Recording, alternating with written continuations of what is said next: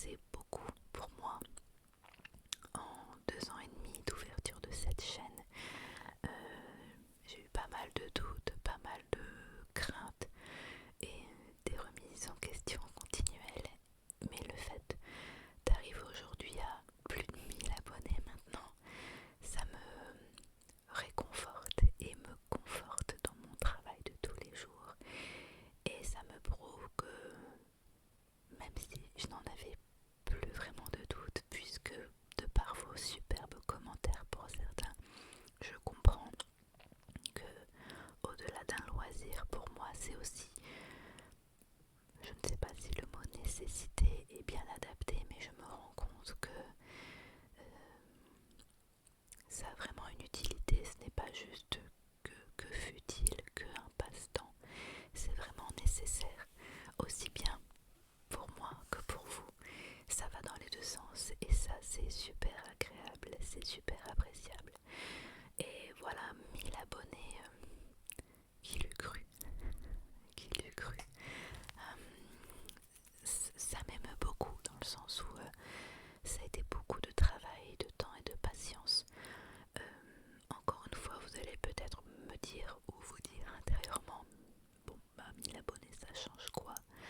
Mais envers du décor ou non, 1000 abonnés ça enclenche tout un système côté créateur de contenu pour YouTube. Ça veut dire qu'on rentre dans la cour des grands, si vous voulez. C'est comme si on passait de la primaire au collège ou du collège au lycée, pour être un petit peu plus scolaire. On est un peu plus considéré et pris au sérieux. Et c'est vrai, il faut pas se le cacher, avoir 1000 abonnés, ça enclenche une rémunération de la part de YouTube. Alors, même si je l'ai déjà dit plein de fois, ma chaîne YouTube n'a pas pour but, en tout cas pour moi, d'en faire mon métier. J'ai déjà un métier que j'aime beaucoup et qui me prend beaucoup de temps. Donc faire des vidéos ASMR n'a pas pour but pour moi d'en vivre. Je ne compte pas devenir créatrice de contenu. Je ne sais pas ce que l'avenir me réservera, mais en tout cas, c'est pas dans mon objectif actuel.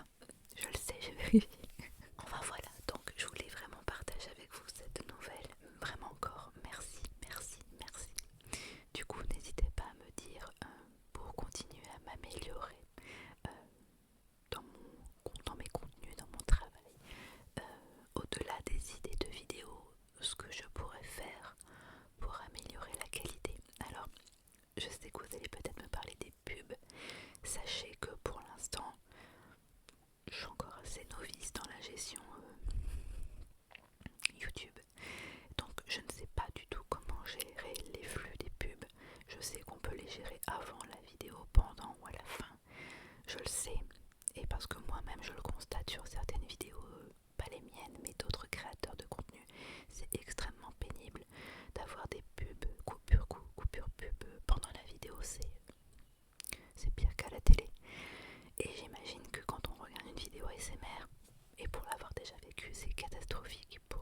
Quand on cherche de la détente, c'est juste ouf, c'est prise de tête. Mais vraiment, croyez-moi, c'est la vérité, je n'arrive pas encore à gérer. Alors je sais que ça va pas être bien sorcier, mais je ne suis pas encore assez familiarisée avec les paramètres de ma page pour bien sélectionner.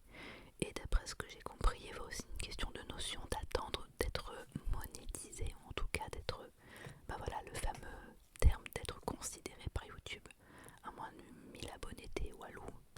Donc ils s'en foutent. En tout cas, j'avais beau chercher, je n'avais pas trouvé. Bon, là j'ai essayé de mettre des paramétrages, mais c'est en cours. Donc je vous jure que je fais au mieux et j'essaierai d'y remédier rapidement. Mais là où j'attends donc de vos conseils, c'est peut-être des plans, des décors, des lumières, si vous préférez, des vidéos quand je fais dans une lumière sombre et tamisée ou un petit peu plus claire comme aujourd'hui, voire encore plus claire et vraiment à la lumière du jour.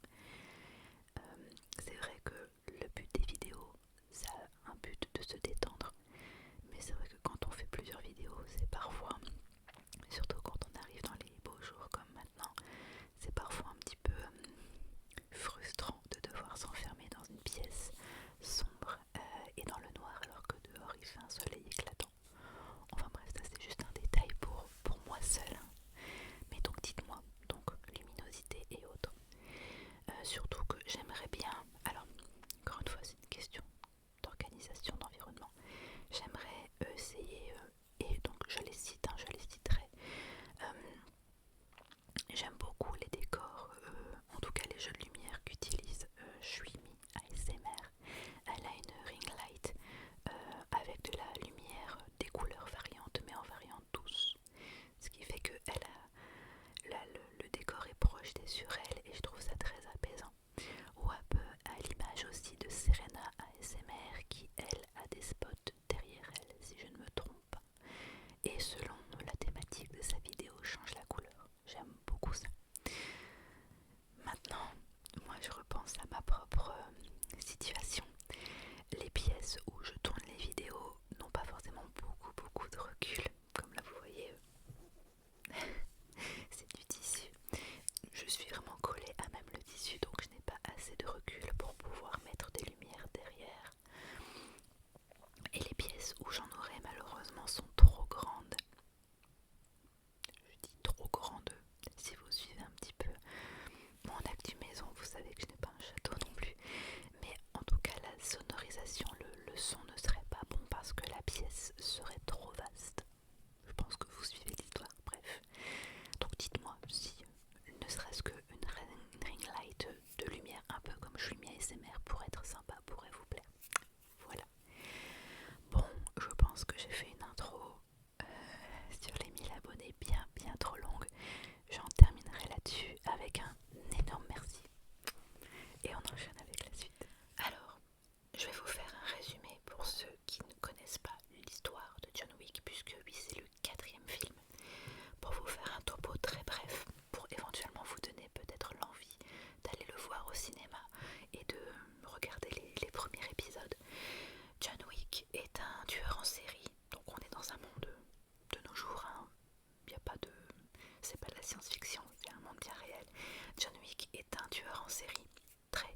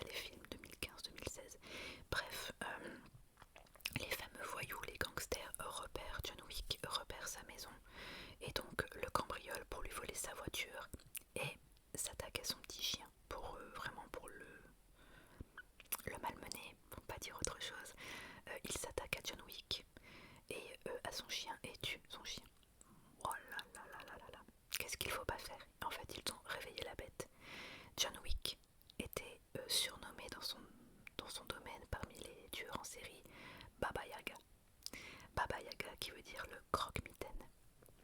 Il porte super bien son nom. Et bref, il sort de sa retraite pour se venger de cet affront parce qu'il s'est dit, même dans mon deuil, dans ma retraite, on vient me faire...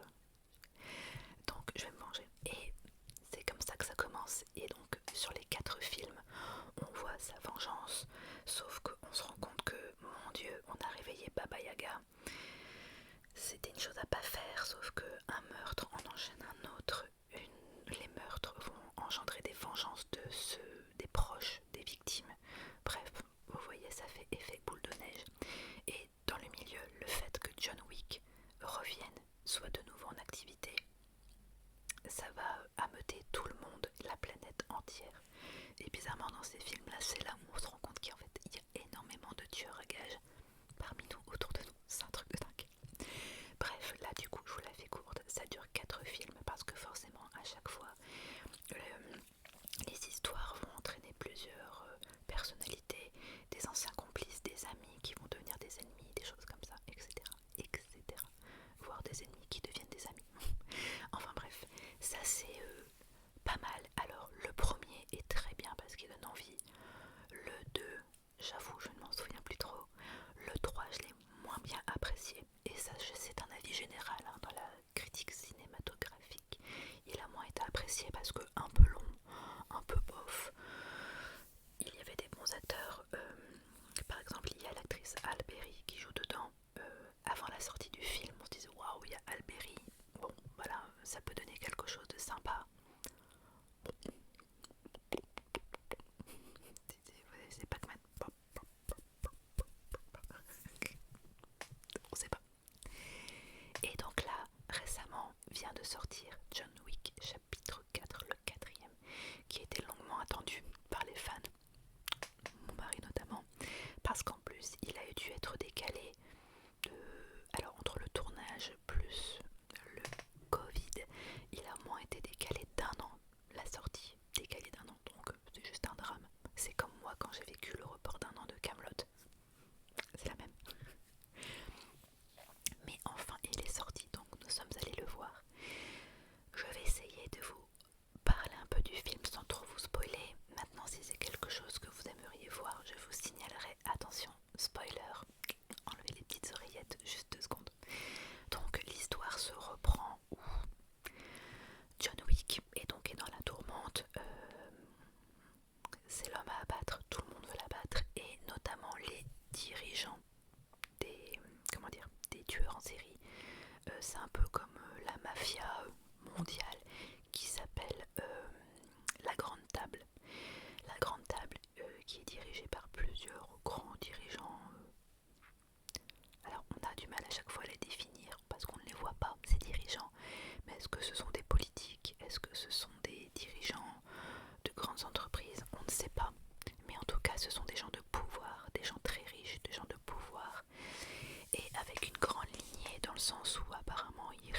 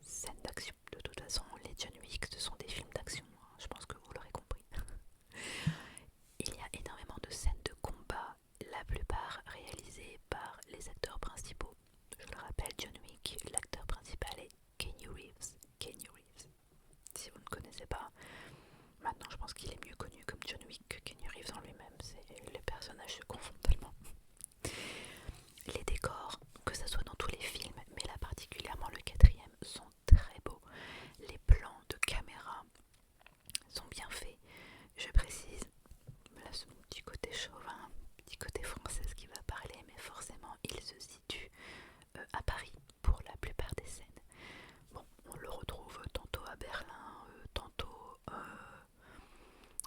au Maroc, si je ne me trompe pas. Bref, il y a des plans assez rapides, un petit peu autour du monde, mais principalement 80% du film se passe à Paris. Et donc Paris est bien mis à l'honneur là pour le coup, ça a été bien fait.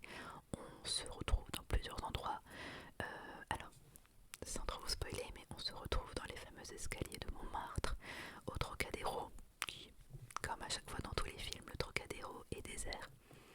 Toi, tu vas à Paris visiter le Trocadéro, c'est noir de monde, et t'as toujours des travaux pourris avec des palissades en bois qui te gâchent la vue de la Tour Eiffel. C'est n'importe quoi, mais bon, comme dans tous les films, il n'y a personne au Trocadéro, tu peux te poser tranquille au bilou, c'est génial. Merci la magie des films. On retrouve également, donc, si je me trompe pas, le Sacré-Cœur, bien évidemment la Tour Eiffel. On retrouve également le rond-point de l'Étoile. En gros, vous faites une vraie visite guidée de Paris. Les acteurs, donc forcément, sont très bons. Les jeux d'acteurs, pas mal. Je l'ai trouvé pour ma part bien mieux que le 3, comme je viens de le dire, hein, et c'est pas que mon avis, c'est vraiment la critique au sens large. T'es un petit peu dur avec le 3, mais je pense à raison, parce que le 3 était assez long, il y avait des scènes un peu inutiles, des scènes d'action, des scènes de dialogue, des présences d'acteurs qu'on comprenait pas bien. Je vais reciter notamment Alberi. On en avait fait tout un point sur sa présence dans John Wick. On se disait waouh, ça va être une badass. Oui, elle est badass, mais bon, limite, si son personnage n'était pas là, ça ne changerait rien. Limite, c'est pas que est-ce que ça aurait été mieux, puisque Alberi reste une bonne actrice, mais son personnage n'apporte rien au film en fait.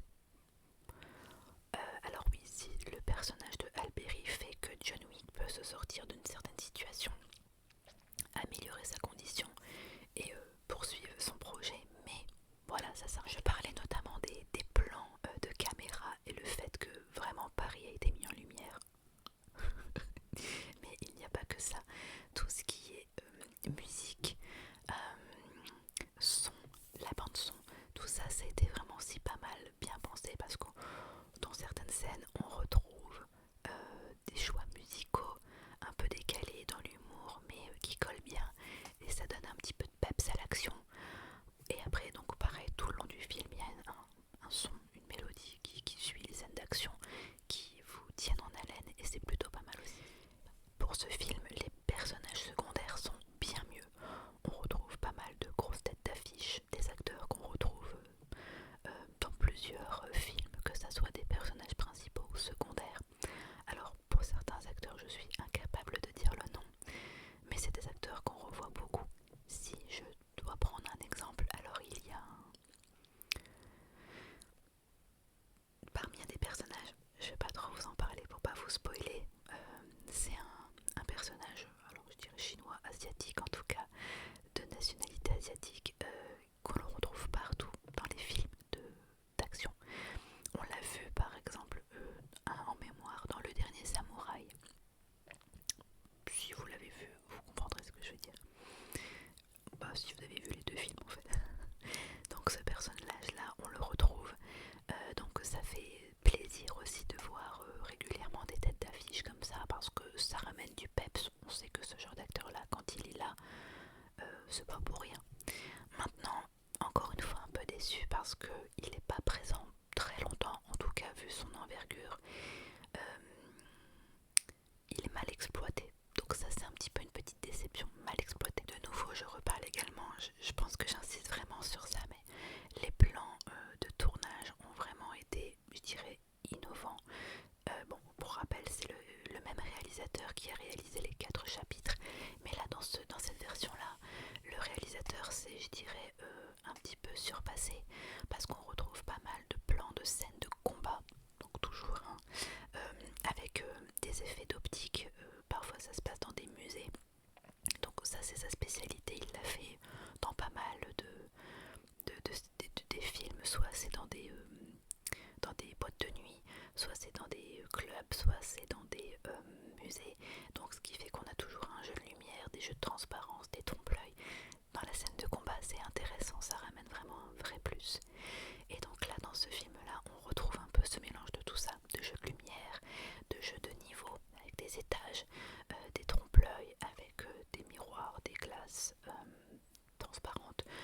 des œuvres d'art qui font que ah non t'es pas là, t'es caché, t'es derrière, t'es devant, on ne sait pas.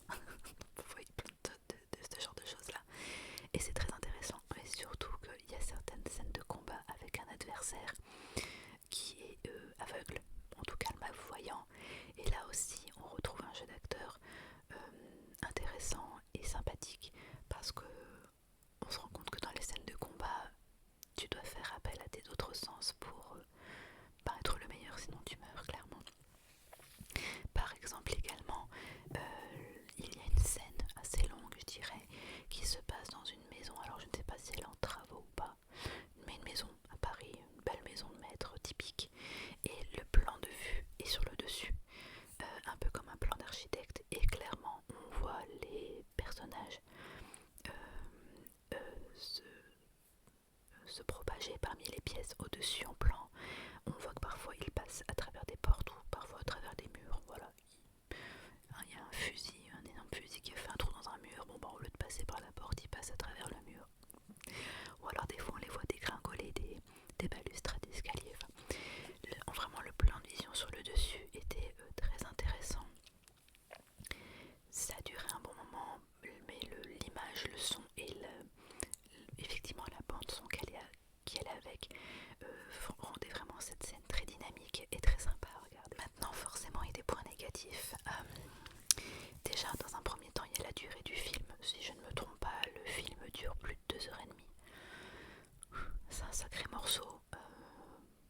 Faut vraiment aimer et être accroché à ce genre de film, parce que je vous avoue que même en aimant, par exemple mon mari qui aime ce genre de film, même lui il s'est dit ouais pour les 2h30 faut s'y accrocher quoi, clairement.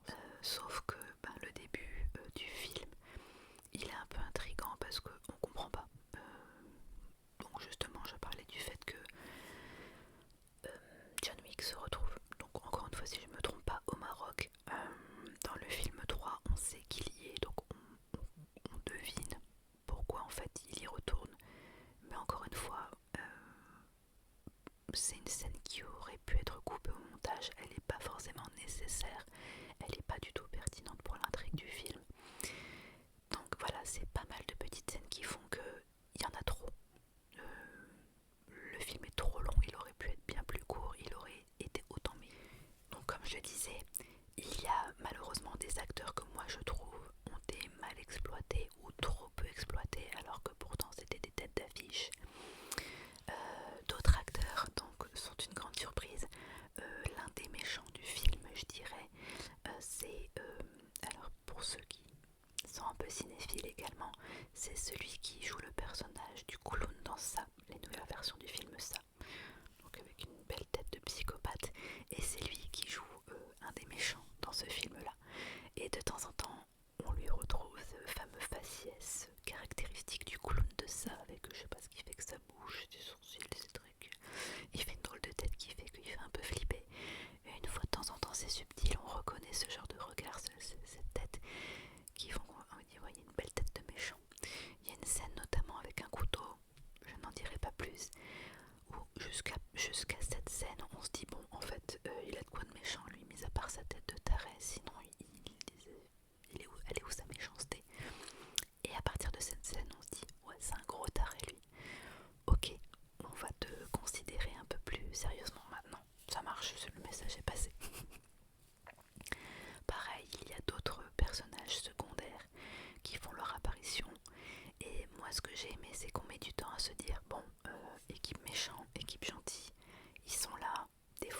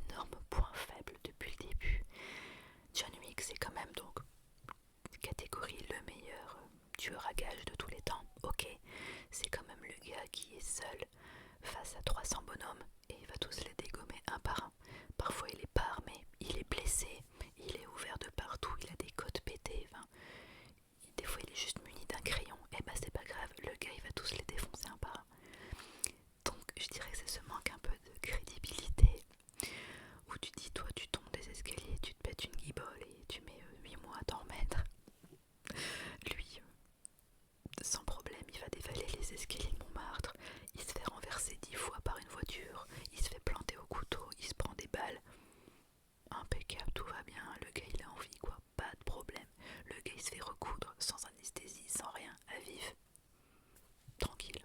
Enfin bref, mais c'est beaucoup, c'est gros. Bon, ça après j'ai envie de dire, c'est vraiment la marque de John Wick. Dès le début, on se dit c'est pas possible. Un être humain normal, il serait déjà mort, c'est pas possible. Mais voilà, c'est John Wick, c'est un surhomme, c'est un gars surentraîné qui a subi de nombreuses souffrances. Donc on va dire que il est au-dessus de tout ça. Même si bon, rien que la scène du rond-point de l'étoile. What the fuck quoi. Et alors autant là, dans cette partie-là, je dirais c'est le dernier, la grosse incompréhension, la grosse, pas déception mais je trouve ça un peu idiot, un peu débile. Bon, John Wick c'est pas considéré comme quelqu'un de très loquace, mais plus ça venait dans les films et plus je trouvais qu'il parlait moins, de moins en moins. Et là c'est le cas. Dans le film, il a été étudié que l'acteur donc de Keanu Reeves, John Wick, prononçait 280 mots sur 2h30, 3 heures. Je pense pas qu'il avait des soucis de trou de mémoire, ça serait quand même dommage. Mais ce qui fait que parfois les quelques phrases qu'il prononçait, c'était gênant parce que des fois c'était limite des onomatopées quoi, c'était des... Hein, ouais, ok, ouais. On a l'impression qu'il apprenait à parler ou que, je sais pas, il avait un problème. C'est assez spécial, vraiment, c'est pas... D'après l'acteur, c'était vraiment pour plus mettre en avant les combats, les scènes de combat, l'action. Ouais, ok, mais ça n'empêche pas que tu peux aligner plus de 2 mots, hein, ça va bien se passer. Ensuite, je terminerai par ce que j'appelle un plus-moins, c'est-à-dire que c'est à la fois du positif et du négatif.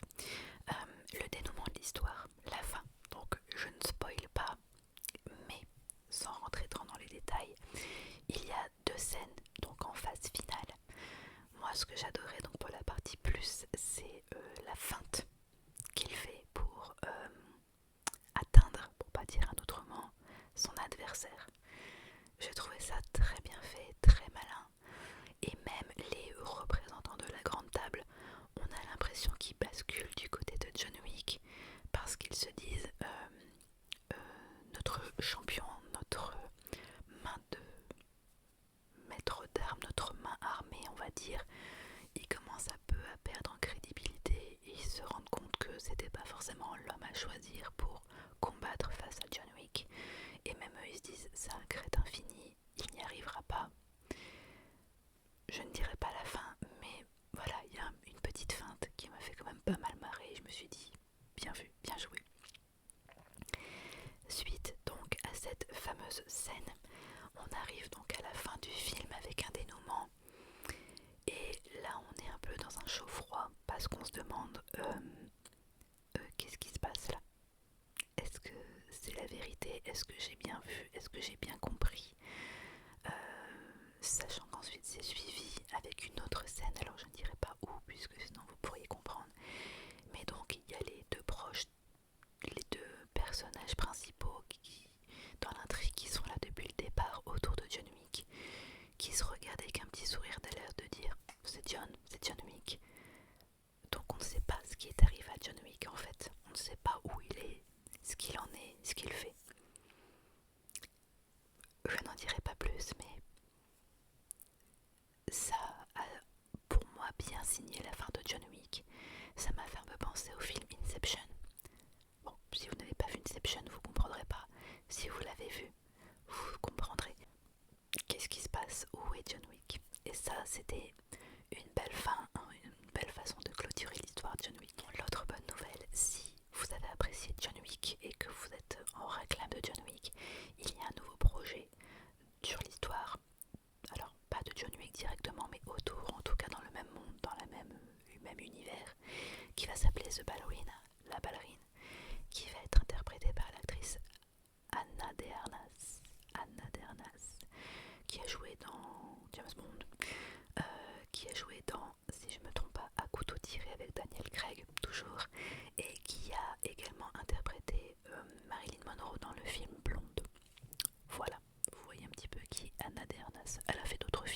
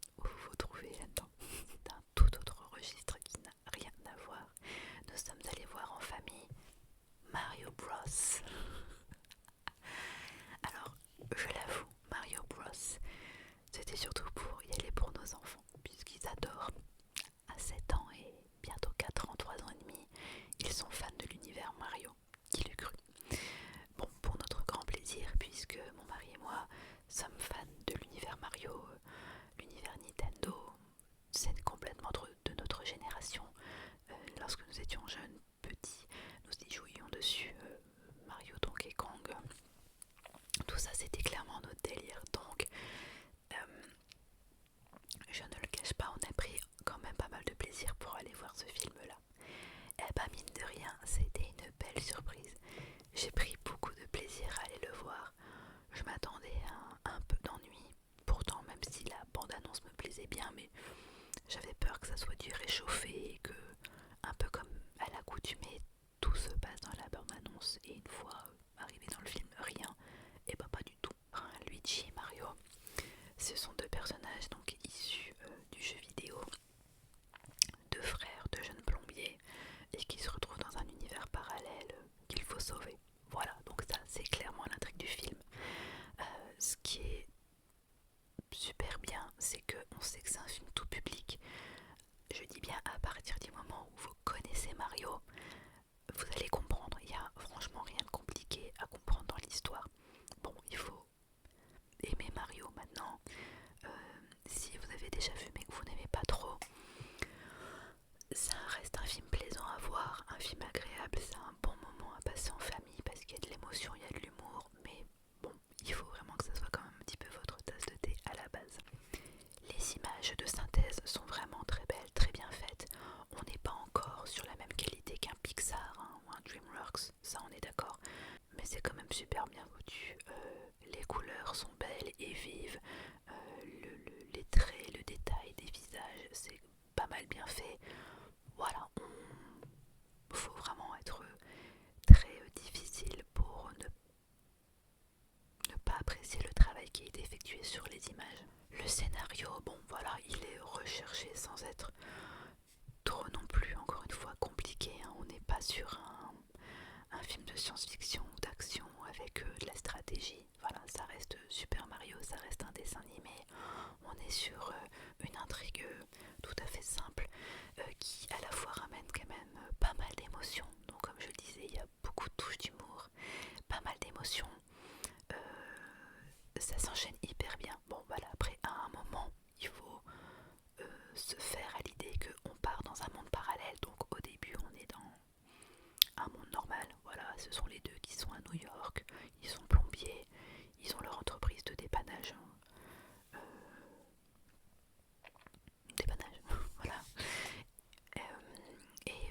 Un jour, ils doivent faire un dépannage en urgence parce qu'en plus leur société n'a pas beaucoup de clients, n'a pas beaucoup de notoriété. Et en fait, c'est un petit incident qui en enchaîne un autre, puis un autre, puis un autre. Et comme d'habitude, l'effet boule de neige. Et ils se retrouvent à course-poursuite, une fuite, et à rentrer dans un endroit un peu glauque, bizarre et caché à la vue de tous. Et tac, ils rentrent dans un monde parallèle. Et c'est comme ça que ça commence. Donc dans ce monde parallèle, ils font la connaissance de tous les personnages du monde de Mario Bros. Et c'est comme ça que tout commence. Donc là, l'intrigue, elle est à la fois simple, bien faite. Voilà, ça se passe assez vite, assez rapidement. On rentre vite dans le film. Il n'y a pas, je dirais, d'ennui. Surtout que là, encore une fois, ce qui était vraiment très bien fait, très pensé, on ne peut pas s'ennuyer. Encore une fois, si vous connaissez l'univers Mario, vous allez très clairement apprécier tous les petits rappels, les codes, les références aux jeux vidéo. Il y a tous les détails hein, en termes de couleurs, d'accessoires, des éléments, des jeux, les personnages. Voilà, on retrouve tout de mémoire. J'ai cru comprendre qu'il y avait même des personnages issus de jeux vidéo venant des Tortues Ninja. Vous voyez, pareil dans le film, à un moment, ils font un mélange entre Mario et Donkey Kong. Alors moi, autant vous dire que c'était le panard. Quand j'étais plus petite, j'ai joué à Mario et un de mes jeux préférés était Donkey Kong. Donc là, mélanger ces deux univers, c'était juste génial. Parce qu'on retrouve tout, l'univers Mario, l'univers Donkey Kong et l'esprit Donkey Kong avec leur humour, l'ambiance, voilà, c'était juste top. Et encore et toujours, moi ce que j'aime, c'est quand on reste dans la référence classique avec un mélange de pop culture. Ça, je trouve que ça fait un mélange de dingue. Et là, c'est ce qui s'est passé. On a tous les codes, toutes les références et la bande son que l'on retrouve dans les jeux vidéo.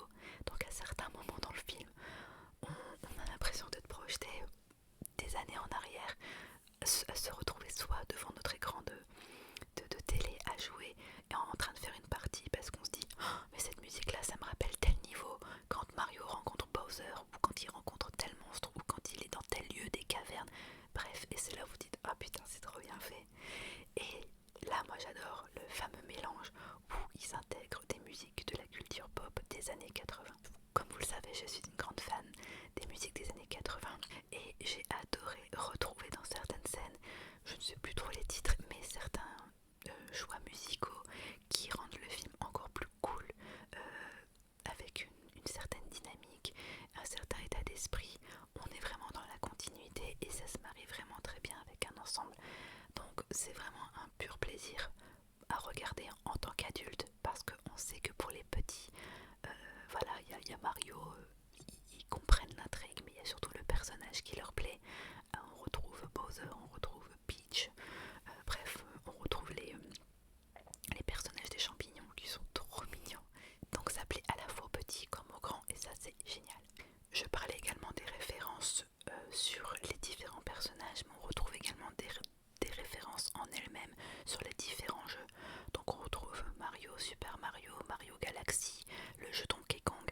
Donc vraiment tout au long du film on retrouve toutes ces références bien placées avec un joli clin d'œil qui fait qu'on a toujours le sourire aux lèvres en se disant ouais c'est bien, on peut pas s'empêcher d'apprécier quand même. On retrouve donc comme je le disais le personnage de la princesse Peach qui pour le coup la plupart du temps dans les Mario, bon bah c'est une princesse, hein, c'est le seul personnage féminin du jeu et donc du film. Et là pour le coup la princesse Peach elle est dans une position donc de girl power plutôt sympa. C'est une princesse un peu guerrière, un peu combattante qui, qui mène des soldats champignons à la bataille. C'est cool de la voir comme ça. Si je prends l'exemple maintenant, ma fille, quand je la vois jouer dans sa chambre, elle se réfère comme la princesse Peach. Elle est en robe de princesse, mais elle prend une épée en mousse et elle fait des combats. Moi, en tant que maman, en tant que femme, en tant que féministe combattante, pas du tout, enfin vous voyez, en tant que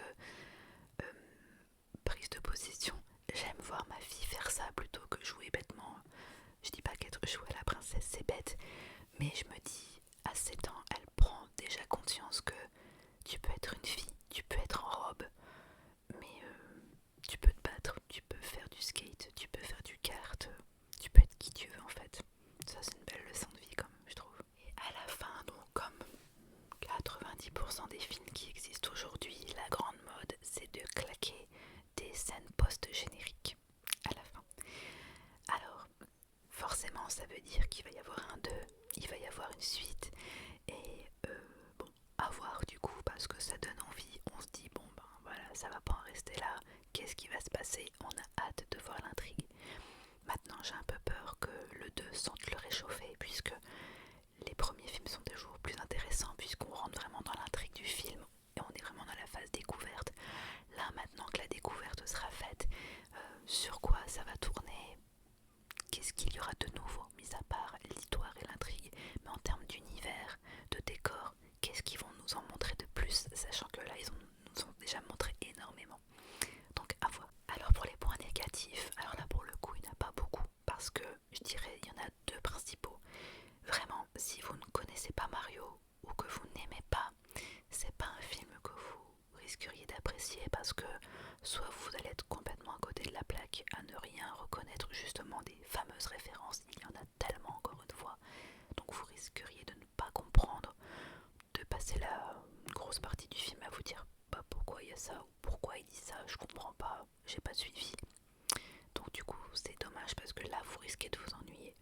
Et alors donc si en plus vous n'aimez pas l'univers Mario, ça risque un peu d'être une gageure pour vous parce que là vous vous dites ouais je connais, j'en ai entendu parler hein, mais je m'en fous. Je dirais le point négatif c'est que c'est réellement un film pour les fans, pour les enfants, mais aussi pour les adultes fans à la base. Heureusement il y a une grosse majorité de la population des années issues des années 80 ou aujourd'hui fans de la pop culture, donc qui se retrouvent dans cet univers là, qui apprécient, mais je suppose que comme pour tout le monde il y a toujours un pourcentage de personnes qui ne vont pas forcément apprécier ou qui ne connaissent pas. Bon, donc ça reste un tout public, mais un public averti, je dirais. Là encore, je reviens sur mon fameux plus-moins, c'est-à-dire que c'est du positif et du négatif. Là encore une fois, il va y avoir 2 points. Je reviens sur la fameuse scène post-générique. Alors c'est pas que pour Mario en soi-même, hein, puisque 90 voire 95% des films de nos jours ont une scène post-générique. Surtout les films, je dirais, à firme, à grosse production. Alors autant c'est bien, parce que le fait de voir cette scène, ça nous permet d'en apprendre plus sur l'intrigue, sur certains détails, voire sur la suite, et déjà de confirmer qu'il y en aura une. Des fois on se pose la question, et le fait de voir qu'il y a une scène post-générique, 1 sur 2, souvent on se dit bon bah voilà, c'est qu'il y a une suite, donc déjà bonne nouvelle, on nous annonce une bonne nouvelle à la fin du film. Cependant, les scènes post-génériques, elles ont toujours la fâcheuse tendance d'arriver très tard après le générique, c'est-à-dire qu'elles n'arrivent pas, en tout cas pour la plupart, genre 30 secondes après, c'est-à-dire une petite phase générique et tac, ça se enchaîne. Non, souvent il y a peut-être 5 minutes qui sont passées, il y a plusieurs musiques, donc on voit bien le générique défiler hein, sur l'écran, et c'est seulement à un moment, tac, il y a une scène qui apparaît.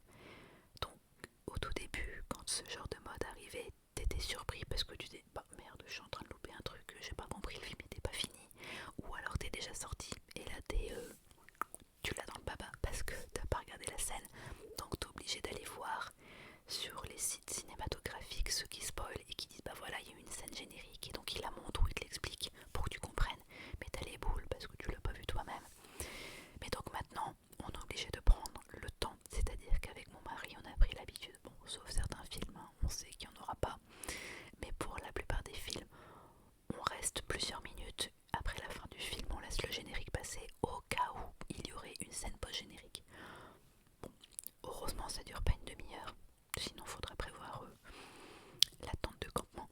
Mais bon, c'est un petit peu frustrant parce que des fois on se dit alors il y en a une, il y en a pas, des fois on attend pour rien, et des fois on se dit bon ben non, on a attendu, mais pour faire une scène post-générique comme ça ils auraient pu s'abstenir clairement. Bon, c'est le côté moins. Et l'autre côté plus ou moins, là encore, si vous n'avez pas encore vu le film, je vous laisse apprécier. Si vous l'avez vu, vous allez tout à fait comprendre ce que je vais dire. Il y a une musique en particulier dans le film, chantée par Bowser. Oui, à un moment donné dans le film, le méchant Bowser, qui quelque part est un peu romantique dans ce film-là, quoique, comme le dit mon mari, ça expliquerait pourquoi à chaque fois dans les jeux vidéo, Bowser cherche à toujours kidnapper la princesse Peach. Donc Bowser, à un moment dans le film, chante une mélodie. Alors elle est super drôle, très marrante, très mignonnette, hein, pitchounette. Mais bon sang, qu'est-ce qu'elle reste en tête, qu'est-ce qu'elle est prise de tête. Je vous raconte pas, on est allé le voir il y a quelques jours, au début de semaine je crois. Il n'y a pas une journée qui se passe sans que l'un d'entre nous deux, entre mon mari et moi, l'ayons dans la tête. Bien souvent c'est mon mari et il ne peut s'empêcher de la chanter tout haut, comme ça il est content, il me l'a mis dans la tête et ça dure des heures et des heures et des heures. Et t'es obligé de la chanter tout haut à tue-tête, même ça marche pas. C'est un enfer. Mais bon, heureusement elle reste sympa. Donc voilà. Et là au moment où je vous parle, je l'ai dans la tête. Et pour terminer, petit bonus, c'est un film que j'ai vu donc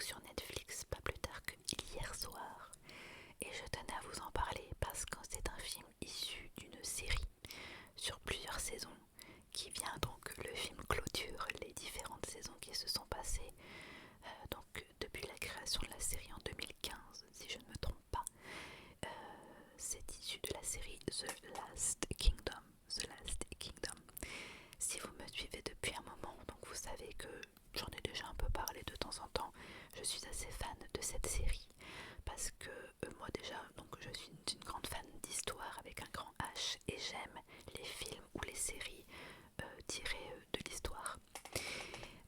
Et là, ce que j'aime beaucoup, c'est que c'est assez fiable, assez véridique. C'est un mélange entre l'histoire de l'Angleterre naissante, et les premières invasions vikings. Donc c'est un petit mélange aussi avec la série Viking. Alors ça n'a rien à voir puisque Viking reste exclusivement dans leur pays natal, aux origines des Vikings. Mais voilà, on s'y retrouve un petit peu quand même. Donc j'apprécie beaucoup. Pour faire un petit rappel de l'histoire, comme ça si jamais vous ne l'avez pas vue, peut-être que ça vous donnerait envie de la voir. Alors la série tourne autour d'un personnage principal qui s'appelle Uhtred. Uhtred est donc au tout début de la première saison, est un petit garçon, deuxième fils d'un noble d'un des royaumes, alors de l'ancienne Angleterre, avant que l'Angleterre soit un pays uni. Donc je le rappelle, petit cours de géographie 2 minutes, vous avez l'Angleterre, l'Écosse tout en haut, et après vous avez l'Irlande et l'Irlande du Nord. Ok. Mais sauf que l'Angleterre, un peu comme des départements, est dispatchée. Vous avez le Wessex, l'East Anglie, donc là je parle dans la série, la Northumbrie et la Mercie. Voilà, je cherchais. Enfin bref, donc c'est, on va dire, plusieurs royaumes.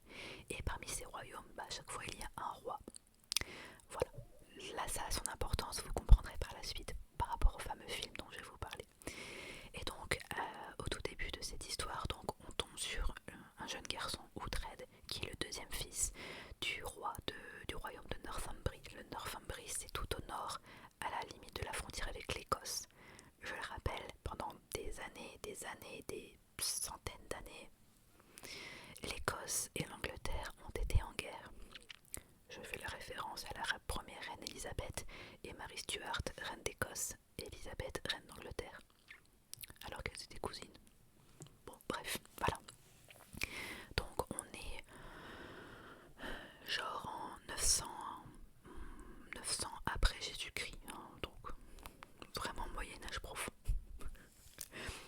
Et donc ce petit garçon, lors d'une bataille, puisque comme je l'ai mentionné, il y avait les premières invasions vikings sur le sol anglais, ou en tout cas breton, puisque avant d'être anglais il y a eu les bretons. C'était un gros bazar cette affaire. Mais donc il se fait lors d'une bataille kidnapper par certaines conséquences. Son frère aîné s'est fait tuer, son père s'est fait tuer, et lui donc s'est fait kidnapper par les Vikings. Sauf que bon, au départ il devait servir de monnaie d'échange auprès du nouveau seigneur de la Northumbrie, qui est tout simplement son oncle, puisque son père mort, son frère aîné mort, et lui porté disparu. L'héritier suivant, mâle forcément, était son oncle. Et donc il devait servir de monnaie d'échange auprès de son oncle par les Vikings pour voilà, récupérer des terres et de l'argent. Sauf que son oncle n'entendait pas de cette oreille, puisque si Uhtred revenait dans le royaume, c'était lui l'héritier. Donc son oncle perdait ses pouvoirs. Et il a préféré laisser Uhtred aux Vikings. Sauf que le petit Uhtred à l'époque est bien entouré. Donc à l'époque entouré de prêtres. Et il y a un prêtre bienveillant, un peu considéré un peu comme son père secondaire, le père Beoka. Petit fun fact, le père Beoka, c'est le premier Voldemort dans le premier Harry Potter, ou en tout cas c'est le professeur Quirrell qui sert de support à l'âme de Voldemort dans le premier Harry Potter, ce qui j'ai trouvé drôle, bref. Et donc le père Beoka, qui connaît assez bien l'oncle de Uhtred, comprend qu'il y a anguille sous roche, qui était présent lors de l'échange d'Uhtred pour revenir dans son royaume, et lui fait comprendre: reste là où tu es, sinon tu vas mourir. Et celui qui l'a kidnappé n'est autre que Ragnar le Viking. Je pense que même quand on est nul en histoire, on a forcément entendu parler de Ragnar, le guerrier Ragnar, qui est l'un des plus célèbres Vikings dans l'histoire. Donc le père Ragnar, puisqu'il y a eu aussi un Ragnar le fils. Ragnarsson, son veut dire fils. Bon, bref, je vais pas faire des cours d'anglais maintenant.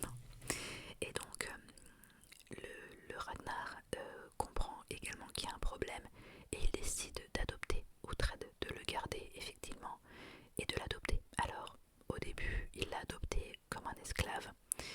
Et ensuite, avec les années, on comprend qu'il l'a adopté comme son propre fils, donc il l'a élevé comme un viking. Donc c'est ça la base de Uhtred. Uhtred est un né saxon, élevé par les vikings, donc il a grandi avec les deux cultures. Il a surtout gardé la culture viking, mais ce n'est pas un viking né, ce n'est pas un danois né, puisque dans la série il ne les appelle pas les vikings, mais les danois. C'est pas un danois né, mais il a adopté la culture, même s'il est né saxon. Et donc dès le deuxième épisode, on retrouve Uhtred en tant qu'adulte, après quelques années où effectivement on voit qu'il s'est épanoui, il a été adopté par la famille de Ragnar, etc. etc. Sauf que, et c'est là où je ne rentrerai plus dans les détails puisque ça en a fait l'objet de 5 saisons, Ragnar, suite à une trahison, perd sa famille, notamment son père Ragnar, et est obligé de fuir puisqu'il est accusé de meurtre. Il est obligé de fuir d'abord pour sa sécurité, et pendant toute la saison, au moins 2 saisons, son but ultime sera de venger les assassins de sa famille, de son père et de sa mère, et de retrouver sa dignité. Sauf que, encore une fois, comme il est partagé entre deux cultures, il sait qu'il est également le digne héritier du royaume de Northumbrie, et donc il va également chercher à se venger de son oncle, le tuer et récupérer son trône. Sauf que dans toute cette histoire, et donc là, encore une fois, ça prend plusieurs saisons, pour pouvoir se venger, il lui faut des hommes, il lui faut une armée. C'est pas un homme tout seul qui va combattre, sauf si tu t'appelles John Wick. Mais là, on n'en est pas là. Donc il a besoin de soutien militaire et de forces armées. Et donc à l'époque, je ne sais plus trop comment il arrive à ce point-là, mais il est au service du roi Alfred. Alfred, qui fut un grand roi, et c'est lui qui avait pour l'idée d'unifier l'Angleterre, d'unifier en tout cas tous les royaumes pour faire une Angleterre unie. Sauf que je pense que vous l'avez compris, si c'est un roi d'un patelin, d'un bled qui te dit hey, toi, tu me cèdes tes parts, tu me cèdes tes royaumes et c'est moi le roi des patelins maintenant, tous vont vous dire non, en fait ça se passe pas comme ça.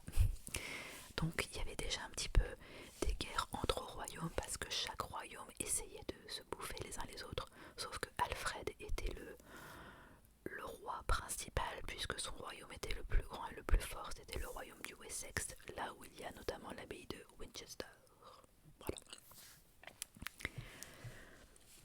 qui à l'époque était considérée comme la capitale avant Londres.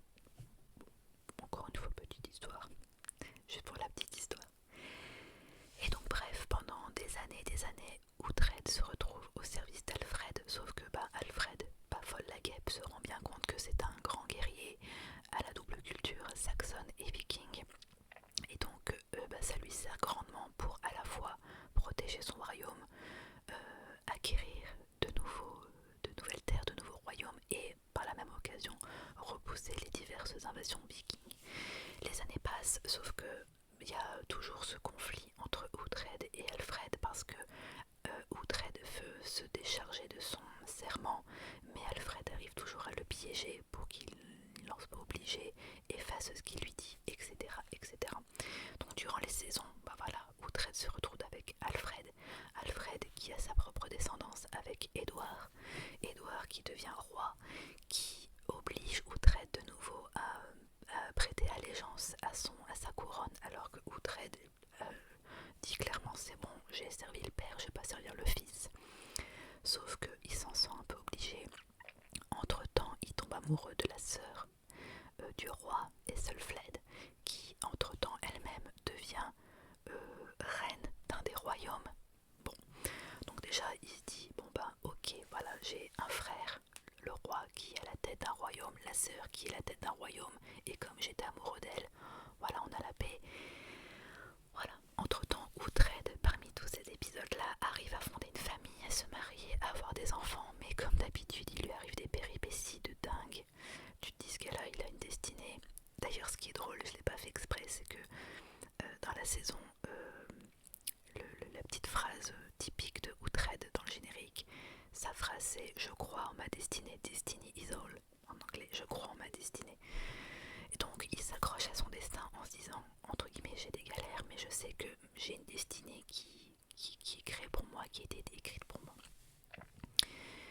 Et donc, les années passent, les personnages grandissent, etc., meurent, il y a des défunts. Et à la fin de la saison 5, on arrive donc sur un royaume presque unifié, puisque comme je le disais, Édouard, que Uhtred a connu bébé, qu'il a même sauvé, devient roi du Wessex, sa sœur, reine de la Mercie.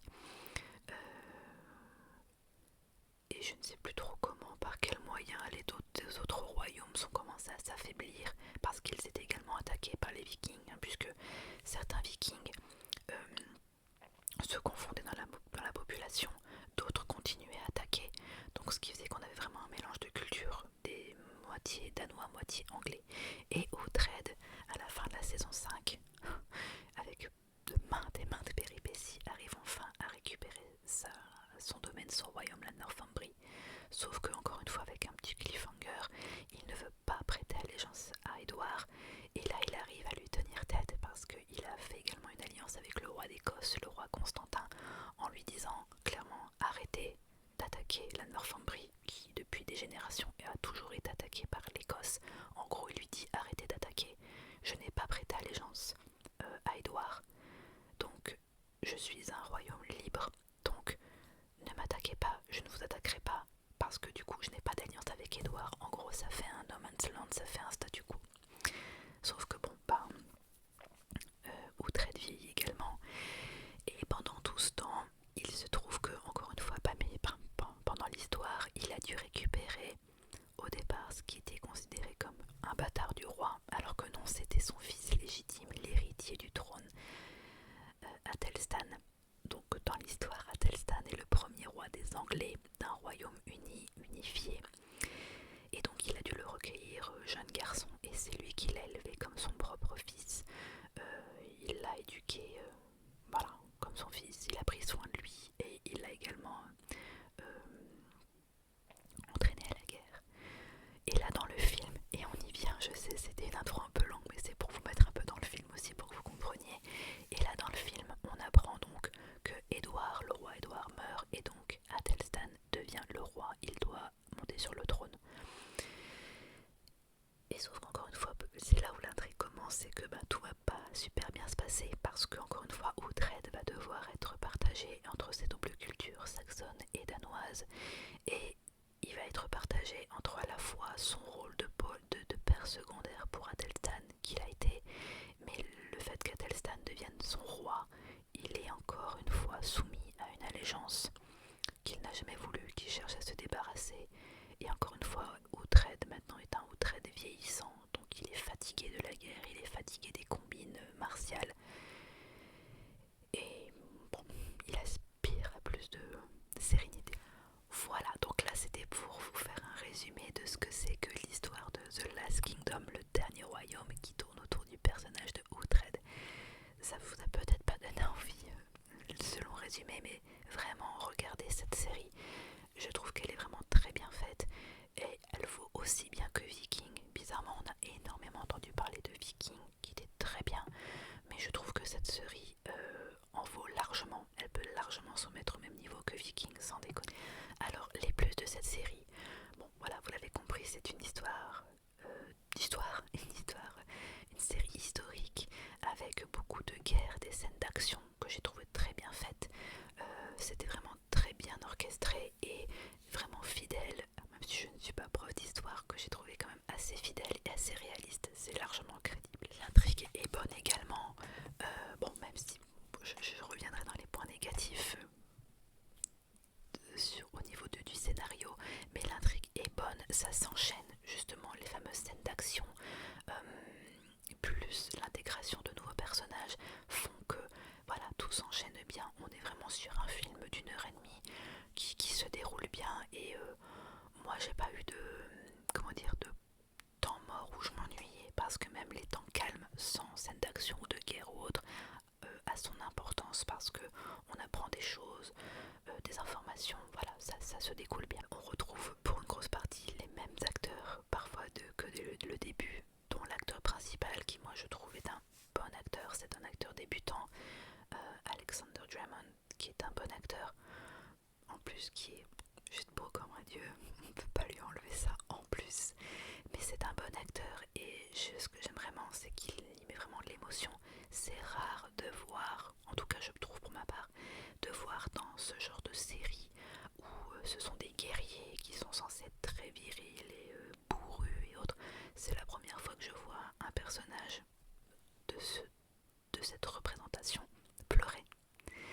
On le voit particulièrement dans la saison 1, si je me trompe pas, il pleure à la suite de la perte d'un de ses enfants. Je ne spoil pas, mais voilà, dans la saison 5, on le voit pleurer d'émotion lorsqu'il arrive à reconquérir Bebenburg, donc son royaume en Northumbrie. Et je trouve ça rare. Je me dis que on a vraiment voulu garder trop pendant des années cette image de guerrier, surtout un peu guerrier viking, insensible, robuste, rustre, bourru, alors que oui, tu peux être un homme, être viril, être beau et avoir des émotions et pleurer. C'est peut-être un petit détail, mais je trouve que ça fait une différence parmi d'autres séries ou d'autres films en tout cas. J'apprécie vraiment également les costumes. Je trouve qu'ils ont fait vraiment un travail de décor, de mise en scène. Bon, pareil, de plan. Déjà à l'époque où c'était une série, je trouve vraiment que c'était déjà à la hauteur d'un film. C'était vraiment très bien fait. Et il y a eu vraiment un travail très minutieux autour des costumes, des coiffures, maquillage, pas dans le sens mascara, blush et rouge à lèvres, mais dans le sens les blessures de guerre, la salissure. Je te rappelle qu'on est au Moyen-Âge, donc la propreté et l'hygiène c'était pas la priorité numéro 1. Donc je trouve que tout cet ensemble-là, quand je reprends les saisons, on voyait bien qu'au fur et à mesure des saisons, les coiffures changeraient un petit peu.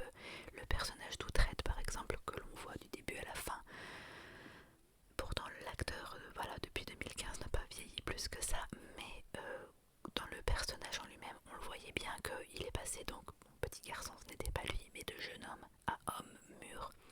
On le voyait dans la maturité de ses cicatrices au visage, de peut-être la naissance de sa barbe, de ses cheveux, sa coiffure.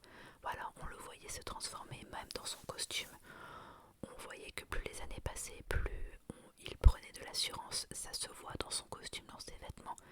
Et les guerriers sont de plus un guerrier est important, plus il a de l'épaisseur. Vous voyez ce que je veux dire, de la fourrure, de la veste en cuir. Et ben là c'était son cas, plus les années avançaient dans la saison, plus on voyait que son costume était étoffé. Donc il y a vraiment eu un gros travail de recherche par rapport à ça. Et puis surtout les reconstitutions des lieux historiques, hein. On parle de Winchester, on parle du royaume en complet, la Northumbrie qui est sur les côtes, donc proche de l'Écosse en plus. Voilà, il y a vraiment des plans où c'est quand même assez fidèle à la réalité par rapport donc au film, puisque c'est la première fois, c'est le film qui clôture en fait 5 saisons. Il y a eu donc un nouveau générique spécifique pour le film que j'ai apprécié. On retrouve le même chant, les mêmes sons, et pourtant on voit que l'image elle est différente. Et même dans le générique, on voit une image où en fait on voit au fur et à mesure que l'Angleterre prend feu, un peu comme une forêt qui s'embrase, sauf que là c'est l'Angleterre. Et là bizarrement le plan a changé puisqu'on voit qu'elle s'embrase. D'habitude elle s'embrasait par le sud, donc côté Wessex, et là elle s'embrase côté Irlande. Au début on comprend pas pourquoi, et en fait si dans le film on comprend pourquoi ça s'attaque côté Irlande. C'était malin, mais on le sait souvent, c'est pas que dans cette série là, dans n'importe quelle série, on dit souvent que dans les génériques il y a une importance. Si je prends Game of Thrones, chaque saison avait une nouvelle intrigue qu'on pouvait comprendre dans le générique. Et bah là c'était un petit peu la même chose. À l'image des séries, des saisons pardon, le film a encore repris donc les fameux points géographiques, les lieux, les points, vraiment les stratégies historiques, même les stratégies de guerre. J'ai trouvé ça bien fait, c'était malin, c'était bien pensé, c'était pas juste une guerre pour faire une guerre pour se taper dessus et c'est tout. On voyait qu'il y avait vraiment une stratégie, donc bien évidemment menée par Uhtred en tant que guerrier, mais voilà, c'est des stratégies où on se dit mais pourquoi il fait ça, mais pourquoi, et après on se dit ah ouais c'est malin, c'est bien vu. Donc c'est vraiment, même en termes de stratégie martiale, c'était intéressant à voir. Et puis bien évidemment arrive la scène finale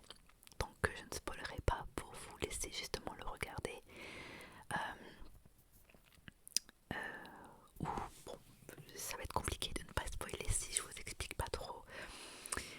On retrouve Uhtred, alors dans un état, je ne vous dirai pas lequel, mais on retrouve Uhtred, et ce que j'ai aimé, c'est qu'à un moment, il y a une référence à certains personnages qui font leur retour, des personnages disparus, et ils font leur retour. Alors vous allez me dire pourquoi ils reviennent s'ils sont morts. Bon, vous allez vite comprendre, parce que là encore une fois, ça fait référence à la culture viking. Le Valhalla, les guerriers se retrouvent à festoyer parmi les dieux au paradis des guerriers. Du coup, je ne vous en dis pas plus. Mais voilà, on retrouve certains personnages décédés, mais on les revoit quelques instants. Et ça a fait plaisir qu'ils aient pensé à faire ce petit clin d'œil en revoyant certains personnages. Pour moi, il en manquait à l'appel, mais bon, c'était quand même plaisant. Et surtout la dernière scène.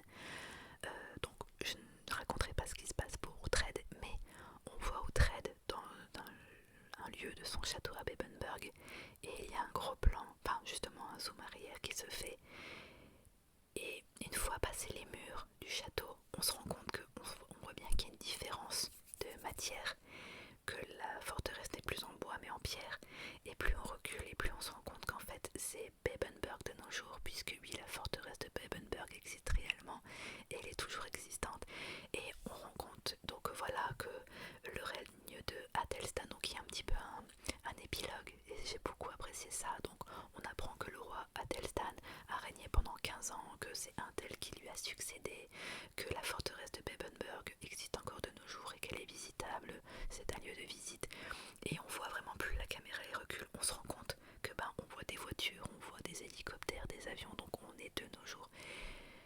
Et j'ai trouvé ça très malin et très intelligent d'avoir intégré un épilogue à la fin de l'épisode en disant voilà, après le personnage d'Uhtred, après donc le règne Athelstan, c'est très important, Athelstan étant le premier roi des Anglais d'un continent, d'une Angleterre unie.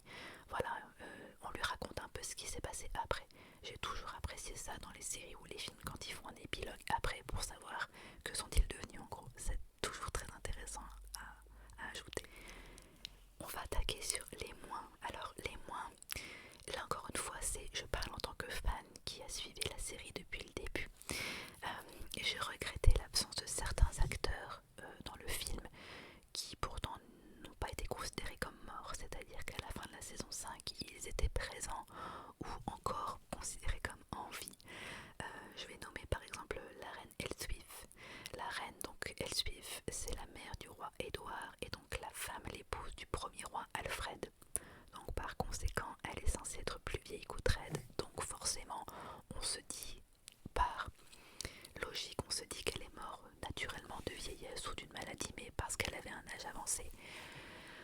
Mais je regrette qu'on ne l'ait pas mentionné. Le film commence parce que justement on apprend la mort du roi Édouard. Donc voilà, on sait que Édouard avait un certain âge, plus jeune qu'Uhtred, mais apparemment une santé un peu fragile. Mais voilà, on le comprend, voilà, on nous l'explique.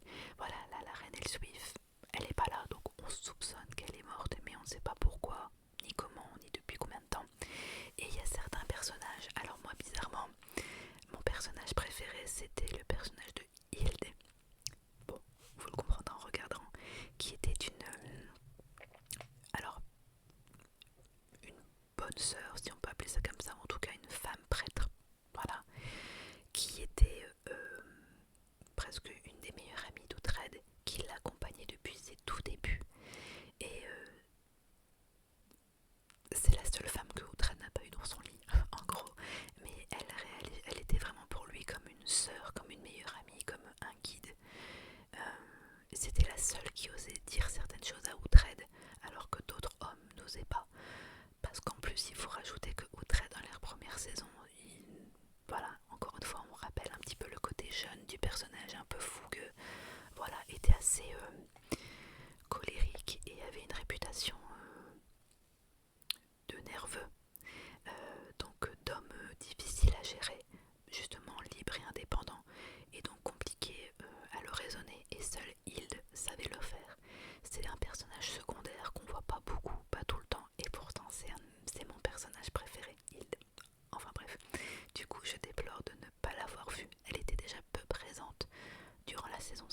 elle est complètement inexistante et on ne la mentionne même pas. C'est vraiment dommage. Un autre petit point, c'est que l'histoire, même si elle est bien, ça reste un peu redondant. Comme je vous l'ai mentionné, durant 5 saisons, particulièrement 4, les 4 premières, l'histoire d'Uhtred tourne autour du fait que il est né saxon, mais avec une culture viking. Il se revendique comme danois, mais par contre, il est encore attaché au fait que il a des terres. Jusque là, en fait, pendant 4 saisons, il n'a pas de chez lui. Il va où le vent l'emmène, mais il se dit, au-delà d'avoir une vengeance à accomplir, j'ai des terres qui m'appartiennent. C'est même pas une question d'être seigneur ou pas seigneur, mais il a des terres qui lui appartiennent et il n'a pas de chez lui. Donc il cherche à les récupérer, mais à chaque fois il est obligé de d'abord obéir aux ordres du roi pour lequel il travaille. C'est le bras armé d'un roi. À chaque fois il n'arrive jamais à se libérer. Et donc là dans le film, malheureusement j'ai l'impression qu'on retourne un petit peu dans ce genre d'histoire là. Même si au départ il a récupéré ses terres et il vit en paix depuis plusieurs années, de nouveau il les perd et de nouveau pour les récupérer il doit reprêter allégeance à un roi d'abord, aider un roi avant de penser à sa paix à lui. Donc oui c'est bien, l'intrigue est bonne, elle est bien ficelée, mais j'ai l'impression que le film ça a été un gros résumé. C'était la suite, mais ça refait le résumé des 4 voire 5 premières saisons, donc on se dit oui bon, on la connaît l'histoire, c'est un peu redondant. L'autre bémol que j'ai toujours constaté, alors que ça soit au fil des différentes saisons, 2 points, alors après je comprends, hein, sinon ça ferait des séries qui sont déjà mine de rien assez longues et un film très très long, mais il y a toujours eu, alors c'est pas que pour cette série là, ça existe dans plusieurs séries et autres films, le laps de temps, l'espace-temps sur le timing de l'histoire et sur les personnages. Je trouve qu'il y a toujours un manque de cohérence. Je m'explique. Parfois une intrigue, là dans le film on a l'impression que ça se passe jour après jour. Ok, il y a la nuit, ça se passe le lendemain, l'heure sur le lendemain il se passe une intrigue. Et en fait on comprend que non en fait parfois il se passe des jours, des semaines, des mois. Mais la façon dont c'est enchaîné, on a l'impression que c'est du jour au lendemain. Bon, j'ai envie de dire, c'est un peu quand on tourne une vidéo. Des fois, quand on fait un vlog, vous avez l'impression qu'on a enchaîné les séquences les unes après les autres, alors que parfois c'est un vlog qui se passe sur une semaine. Mais forcément, la magie du montage fait que ça s'enchaîne. C'est pas encore cet effet-là. Vous voyez ce que je veux dire? C'est-à-dire que c'est mal expliqué. Un voyage en bateau, on a l'impression que ça dure 1 heure, alors qu'en fait ça dure 3 mois. Là, à un moment donné, dans une intrigue, on comprend qu'il y a eu un piège. Des gens ont été attaqués dans un village. Sauf que Uhtred et son équipe étaient ailleurs. On a l'impression que la journée en voyage, elle a duré 1 heure. Ils font la traversée du pays à cheval en 1 heure. Et c'est seulement en parlant qu'on comprend qu'en fait l'attaque s'est passée 1 semaine auparavant. Je comprends bien que pour une question de montage et de logique, ils sont obligés d'aller plus vite et de accélérer les choses. Mais j'aurais aimé que par quelques détails, ou ne serait-ce que pour l'inclure dans une phrase, on le comprenne mieux que non, la traversée du pays se fait pas en 1 heure mais en plusieurs jours. Voilà, que c'est pas des magiciens, ils font pas ça, ils se téléportent pas quoi. Et l'autre impact sur l'espace-temps, c'est également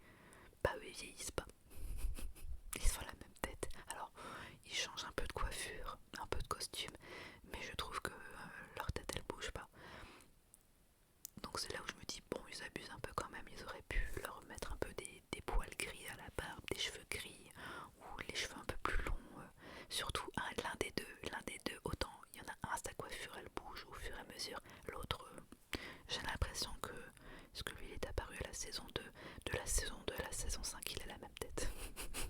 Et enfin pour terminer avec mon fameux plus-moins, ce que j'apprécie dans cette série, donc c'est comme tout histoire, série d'histoire, ou en tout cas on a forcément des guerres, des scènes de combat, donc des choses comme ça. Alors d'un côté on est obligé d'apprécier le réalisme des combats, donc c'est-à-dire que s'il faut voir du sang, on voit du sang, on voit de la violence, on voit des coups, ça reste, bon, c'est pas ce qui est le plus serein et calme à voir, on est d'accord, mais ce que j'apprécie dans cette série-là, c'est qu'il n'y a rien de choquant. Alors il y a toujours un interdit au moins de, mais c'est pas choquant, c'est-à-dire qu'il n'y a jamais de violence gratuite, il n'y a pas de nudité ou de sexualité, de scène de viol ou autre, alors que c'était monnaie courante à cette époque, j'ai envie de dire, mais là il n'y en a pas, il y en a eu peut-être une ou deux en 5 saisons et un film, c'est dérisoire, et ça a apporté quelque chose à l'intrigue en tout cas, mais il y en a très peu. Bon, les scènes de combat, on voit qu'il y a des blessures, on voit qu'il y a du sang, on voit qu'il y a des séquelles, mais encore une fois, c'est pas choquant, c'est pas dégoûtant à regarder, à voir, on doit pas détourner les yeux, même pour les âmes les plus sensibles, je dirais, ou en tout cas, comment dire, c'est quelque chose qu'on devine, on ne voit pas, on sait ce qui va se passer, on sait ce qui lui arrive à la personne, mais on ne le voit pas, et ça j'apprécie beaucoup parce que je déteste les séries ou les films où il y a de la violence gratuite, c'est juste pour... des fois on se demande pourquoi il y en a trop et on se dit pourquoi c'est là, ça n'apporte rien de plus.